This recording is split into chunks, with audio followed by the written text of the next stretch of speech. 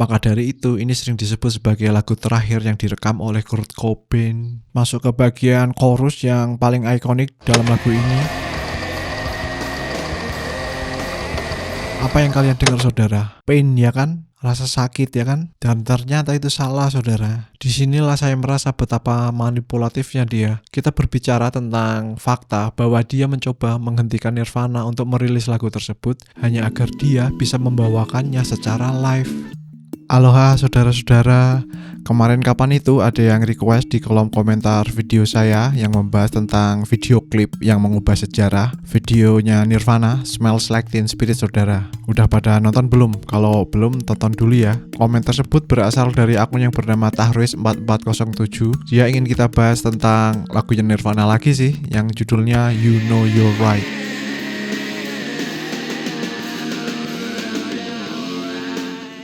Dan benar saja saudara, ketika saya kulik tentang sejarah lagu ini, saya mendapati beberapa hal yang saya rasa layak untuk kita bahas lebih dalam lagi saudara. Lagu ini adalah lagu yang dalam tanda kutip disembunyikan hingga kematian Kurt Cobain. Dan ini adalah lagu yang liriknya penuh dengan multitafsir, ditambah lagi dengan ribut-ribut sengketa antara membernya Nirvana dan Courtney Love. Ribut-ribut masalah hukum sih. Jadi ya terima kasih dulu ke Mas Tahris yang sudah request, yang ternyata ini bisa jadi topik bahasan yang cukup menarik di sini. Oke saudara, tanpa berlama-lama lagi kita cus ke bahasannya ya. Tentunya dalam Story Behind Something. Story.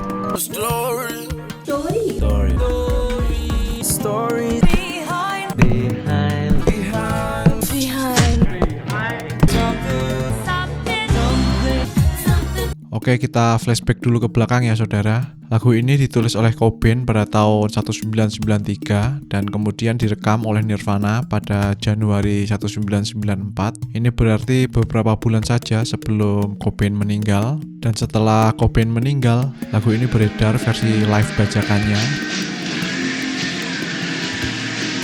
dan baru rilis resmi pada Oktober 2002. Kalian merasa ada yang aneh nggak dengan timeline perilisan lagu ini saudara? Jadi lagu ini ditulis tahun 93, terus direkam tahun 94, namun baru rilis resmi tahun 2002. Ini butuh waktu sekitar 8 tahun ya kan? Jadi begini saudara, latar belakangnya kenapa kok bisa molor adalah perseteruan antara member Nirvana yang tersisa yaitu Dave Grohl dan Chris Novoselic dengan janda Cobain yang bernama Courtney Love. Grohl dan Novoselic ingin lagu tersebut rilis dalam bentuk box set, sementara Courtney ingin lagu ini dirilis dalam bentuk kompilasi. Dia berpendapat bahwa lagu itu terlalu kuat untuk disembunyikan di dalam box set, dan akhirnya lagu ini dirilis dalam sebuah single utama dalam album kompilasi pada tahun 2002. Kalau dalam hal ini sih saya setuju sama usulan dari Courtney ya saudara. Lagu ini mesti jadi sorotan atau setidaknya salah satu dari the bestnya Nirvana lah. Sudah pada denger belum? Kalau belum nanti aja dengerinnya saudara setelah nonton video ini. Jadi ya jangan di skip video saya ini saudara.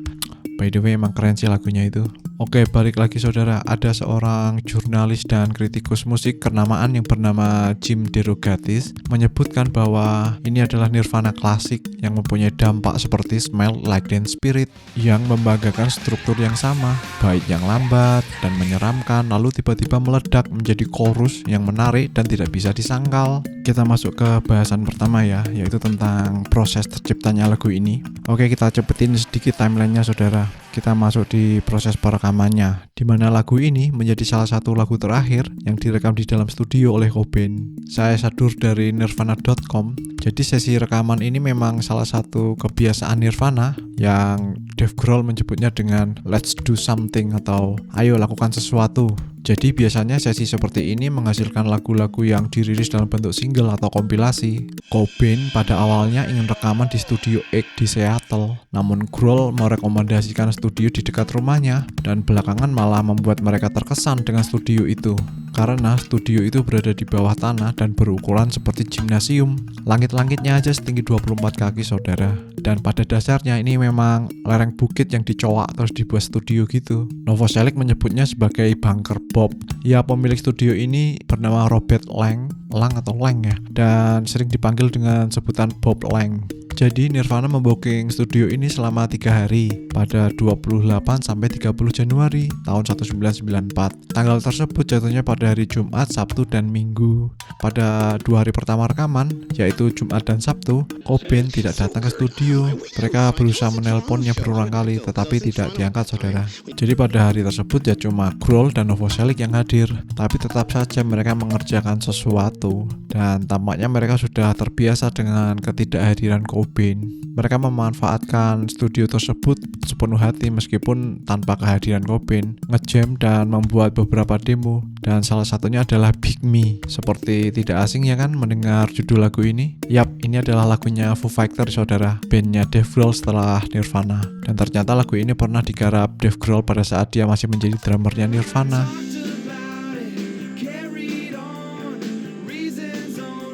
Dan masih ada beberapa judul lainnya. Ternyata mereka ini lumayan produktif juga ya kan. Iseng-iseng saya pakai ChatGPT, saudara, untuk cari tahu sebenarnya berapa banyak lagu sih yang ditulis oleh mereka berdua di Nirvana ini. Dan jawabannya nggak sampai 10%, saudara. Cobain lah yang menulis hampir semua lagu di Nirvana. Nah, pada hari ketiga, tepatnya hari Minggu waktu itu, dan di sore hari pula, akhirnya jagoan yang dinanti datang juga. Biasanya jagoan emang datangnya belakangan ya kan, pas teman-temannya udah mulai capek dan kehilangan tenaga. Akhirnya Cobain datang juga, kemudian dia mendengarkan sebagian rekaman yang dibuat oleh teman-temannya. Dan ketika bersiap untuk ngejam, masalah baru datang lagi, saudara. Dia nggak bawa apa-apa ke studio, cuma orang tok. Untungnya salah satu teknisi mereka ada yang bawa gitar, Univox gitar, yang mesti dimodifikasi seperti yang kita tahu, saudara. Cobain itu kan kidal ya kan, jadi senarnya mesti dibalik sama teknisinya. Peralatan lainnya yaitu ampli Marshall 50 watt combo studio dan pedal distorsi Boss. Simpel banget ya kan. Terus akhirnya mereka ngejam selama 20 menit sebelum akhirnya nggarap lagu You Know You're Right. Pada saat itu lagu itu masih diberi nama Kurt's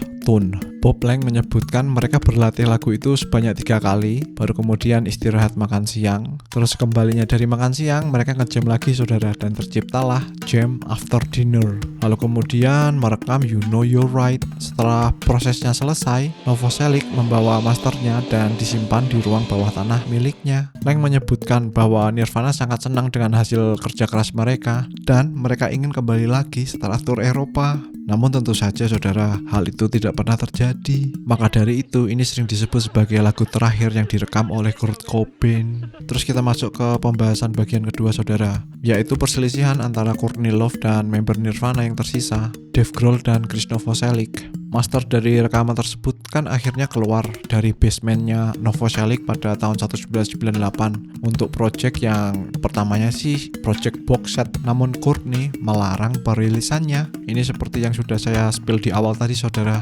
Jadi sangatlah disayangkan apabila cuma menjadi bagian dari box set, dan akhirnya lagu itu muncul juga sebagai single di tahun 2002. Saya pikirkan dengan rilisnya single itu maka perselisihan antara mereka sudah selesai, saudara. Tetapi ternyata belum, terutama antara Courtney dan Dave Grohl. Mereka saling sindir satu sama lain. Ada beberapa lagu ciptaannya Dave Grohl dengan band barunya Foo Fighters yang dipercaya baik oleh para kritikus musik maupun penggemar sebagai lagu sindiran kepada Courtney, meskipun Dave tidak pernah secara eksplisit mengakuinya. Seperti lagu I'll Stick Around yang liriknya dianggap sebagai sindiran ke Courtney yang sering mengatur narasi tentang Cobain apalagi setelah kematiannya.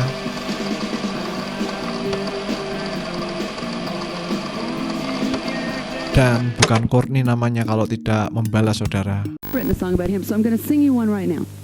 Okay. When the drummer tries to sing, everybody better hide. Puncaknya pada tahun 2012, Courtney Love mengatakan Dave Grohl menggoda putrinya. Dia melalui tweetnya mengungkapkan bahwa sumbernya adalah seorang driver yang diduga menyaksikan tangan Grohl meraba-raba Frances. Bagi yang belum tahu, Frances adalah anaknya Kurt Cobain bersama Courtney Love ya. Love juga menambahkan bahwa Grohl terobsesi secara kepada Kurt Cobain, dan tentu saja semua tuduhan ini tidak benar, saudara. Frances mengeluarkan pernyataan yang membela Dave, bahkan meminta Twitter untuk membanet ibunya sendiri. Kayaknya Courtney ini emang sosok yang manipulatif ya, saudara. Setelah saya telusuri lebih dalam, bukan cuma Dave Grohl saja yang sebel sama dia, masih banyak musisi lain yang sebel sama dia.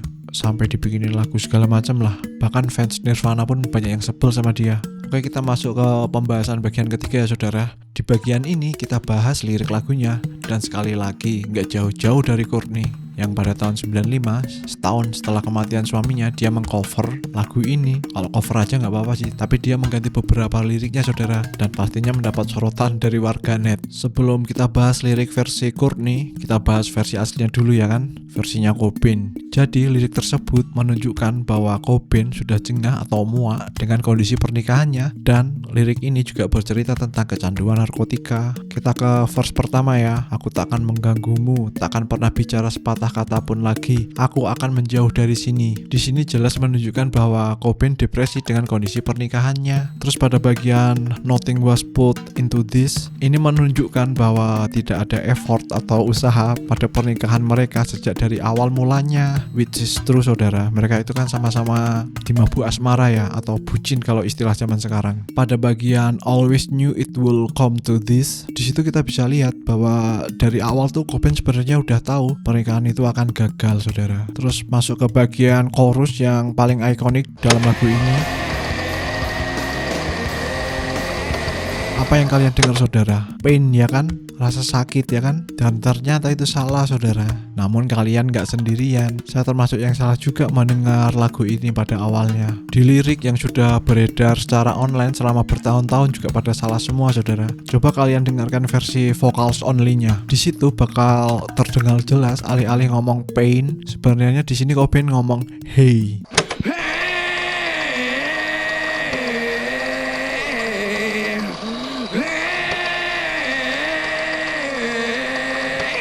Maka dari itu wajar saja kalau selama ini lagu tersebut diasosiasikan dengan keinginan Cobain untuk. Terus lirik di chorusnya bersambung ke You Know You're Right yang menjadi judul dari lagu ini. Oke, kita menuju ke verse kedua saudara, yang erat kaitannya dengan kondisi Pasutri ini dengan penggunaan narkoba. Dalam interview bersama Dylan Carlson, jadi Dylan ini adalah sahabat dekat Cobain yang menjadi inspirasi Cobain dalam menulis lagu In Bloom, sekaligus orang yang membantu Cobain dan Courtney untuk mendapatkan. Bahkan dialah yang membantu Cobain untuk mendapatkan yang kemudian diketahui untuk. Jadi di interview tersebut disebutkan bahwa Pasutri itu umpet-umpetan satu sama lain dalam penggunaan. Pernah di satu kesempatan Cobain nelpon bilang dia butuh barang itu, tapi jangan sampai ketahuan istrinya. Dan tak lama berselang giliran Courtney nelpon dan bilang dia butuh barang itu, tapi jangan sampai ketahuan suaminya. Pasutri macam apa mereka ini saudara? One time Kurt called me up to get him some speed, and then the other line rang, and I answered the other line, and it was Courtney asking me to get her dope, and both of them were like, oh, don't let the other one know. Nah, berangkat dari hal tersebut, kita punya gambaran sedikit ya kan tentang verse kedua ini. Setelah menggambarkan kondisi pernikahan dan keinginannya untuk berpisah di verse pertama, maka di verse kedua menunjukkan bahwasanya setelah berpisah, dia ingin bebas untuk pakai barang itu. Itu bisa dilihat dari liriknya, I'm so warm, I'm calm inside. Itu menunjukkan kondisi Cobain di bawah pengaruh barang itu tadi. Terus di bagian I no longer have to hide, atau aku nggak perlu lagi bersembunyi, ya jelas nggak perlu bersembunyi lagi untuk pakai barang itu, kan udah pisah. Terus pada bagian steaming soap against her mouth yang bisa kita temukan liriknya secara online, saya juga awalnya agak kebingungan saudara, maknanya nih apa, kok kayak nggak nyambung gitu. Namun ketika saya dengerin versi vokal only-nya, bakal didapati kalimat stinging soap begins to melt. Stinging soap begins to melt. Nah, kalau ini baru kelihatan masuk akal saudara. Stinging soap begins to melt. Itu adalah penggambaran yang puitis tentang penggunaan. Ya karena sebelum dipakai, barang itu kan biasanya dilelehkan dari bentuk padat menjadi bentuk cair dan menggunakan sendok yang dipanasin di bawahnya itu loh. Terus kemudian disuntikkan ya kan, atau sting, disengatkan. Nah, kita ke lirik berikutnya ya. Nothing really bothers her.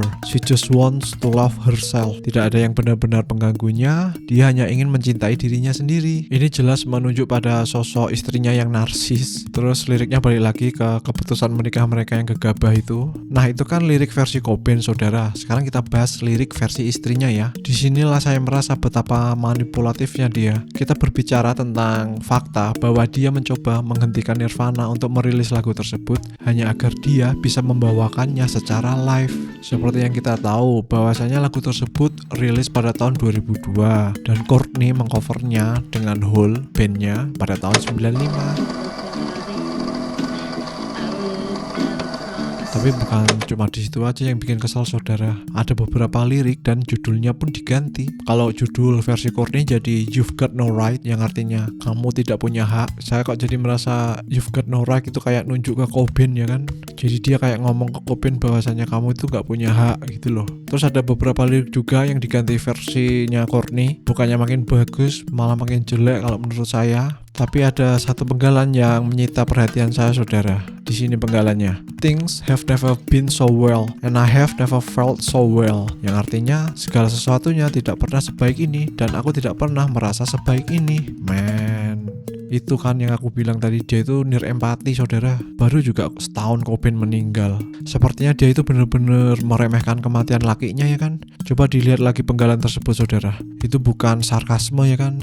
She actually mean it saudara, tanpa tedeng aling-aling. Coba nanti kalian dengerin versinya Courtney ya, bandingin sama versinya Cobain. Tulis di kolom komentar ya bagusan mana. Oke, saatnya kita masuk ke kesimpulan saudara. Saya merasa lagu ini pantas dianggap sebagai penutup yang begitu emosional dari Nirvana. Mengingat ini adalah lagu terakhir yang direkam di studio oleh mereka. Dan menurut saya nuansanya itu kayak Cobain mau berpamitan. Dave Grohl pernah bilang di salah satu interviewnya, kalau sekarang dia mendengar lagu itu, dia seperti mendengar Cobain sedang meratap. Nah kalau dari sisi musikalnya, ini adalah lagu gerang yang bener-bener kurang. Gimana itu coba? Ciri khas riff gitarnya, terus teriakan vokalnya, dinamika volumenya yang ekstrim ya toh. Emang gak ada habisnya saudara kalau ngomongin Cobain saudara. Oke, sekian dari saya saudara. Silahkan berkomentar kalau dirasa ada yang tidak sesuai dengan pendapat kalian. Dan silahkan request juga mau dibahas lagu apa. Tapi jangan yang sulit-sulit ya, karena hidup ini sudah sulit. Dukung terus channel UMKM ini saudara. See you when I see you.